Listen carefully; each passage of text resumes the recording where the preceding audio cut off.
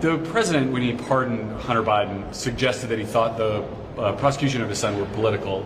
Did that come up at all? And how does that dovetail with your view about political prosecutions in the DOJ? It didn't come up here, but I will say that I think what President Biden did is absolutely abusive of the rule of law. Number one, he said for how long now that he would not pardon his son. The reasons he gave earlier for saying he wouldn't were persuasive. The reasons he gave now for changing his view midstream are totally unpersuasive. And I think the idea that he would use the pardon power to protect his closest family member, and not, by the way, you've all seen the pardon now, it is truly sweeping. Mm-hmm. It sweeps in all of his Ukrainian activity. It sweeps in all of his foreign dealings. It is stunning. Talk to us about the meeting. What did you want to hear from her today?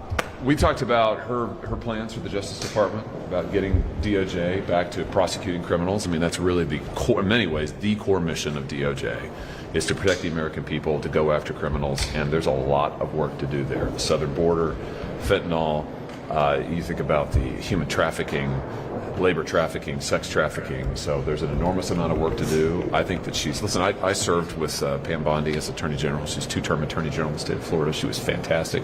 She's an 18-year prosecutor before that. Mm-hmm. She's really a career prosecutor. And the other thing I talked to her about that's a huge priority for me, well, two things. Number one is it is absolutely vital, I think, that we have a church-style committee.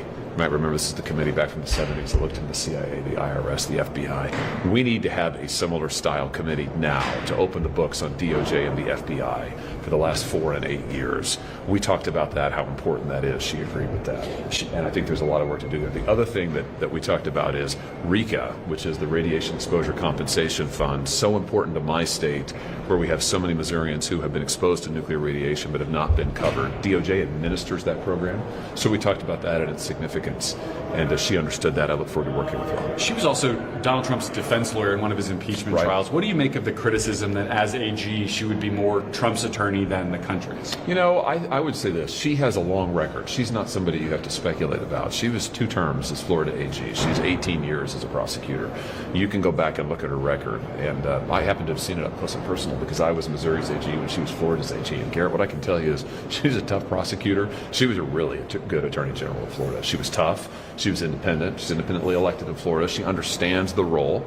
And she wouldn't have taken this job if she didn't think that she could do it and do it well. And I've got a lot of confidence in her. I think she'll. Senator, did she give any indication, or did you ask, if she intends or would be open to cleaning house at the Department of Justice, getting rid of a career in addition to political Well, people? I urged her to root out corruption in the Department of Justice and the FBI. I told her that it was a significant priority of mine, and I think it's important for the country. And let me just give you an example.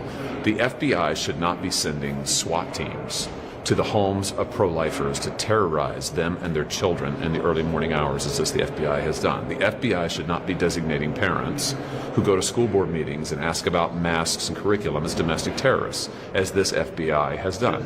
The FBI should not be trying to recruit spies into Catholic parishes, as this FBI has done. We have a significant corruption problem, significant, in the FBI. And also, I'm sad to say, I think the Department of Justice. And I talked to her about that, and I said it's a huge priority of mine to see that cleaned up and to see the targeting of Catholics, Christians, conservatives.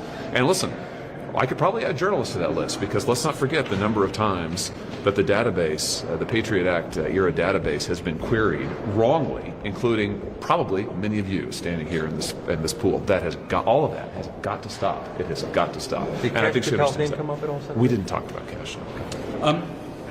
The president, when he pardoned Hunter Biden, suggested that he thought the prosecution of his son were political.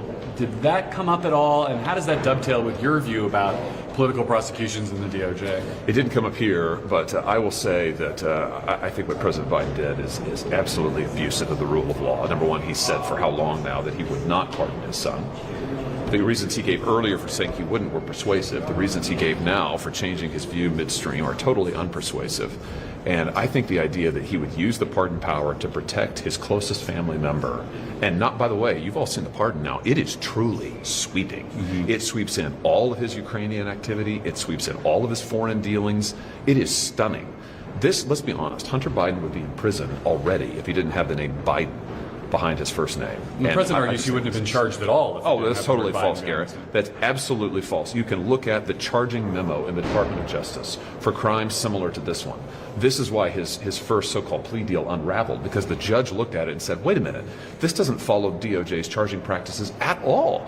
This guy would have been in prison long ago had he not been a Biden, and now he never will be because he's gotten a sweeping pardon from his father. I think it's incredibly abusive, and it's the kind of two-tiered system of justice that has got to end. Every American should be treated equally based on the clear-eyed rule of law. Maybe I should say the blind, because, Lady Justice, she wears a blindfold. You're not supposed to see who it is, Biden or anybody else. It's supposed to be equal, and it's not been, and I think this pardon just illustrates that. It's terrible. You get any sense from President Trump what he wanted out of the meeting this morning when he called in?